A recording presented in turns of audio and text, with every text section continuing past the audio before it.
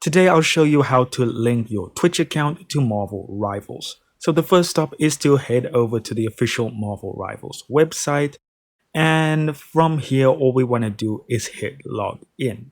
Now it's going to ask you with what you want to log in, and we're going to say Steam, and then we are going to hit sign in when it takes us to our Steam page. Okay, so now we are logged in with Steam, but we're not done yet. The next stop would be to go hover over this and just say my account.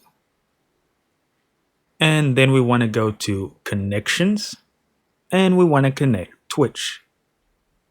And here it's going to show you your Twitch account that you logged in with.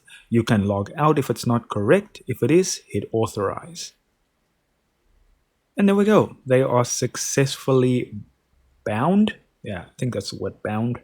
Yeah. Thank you so much for watching. Do consider liking and subscribing, and I'll catch you in the next Marvel Rivals video.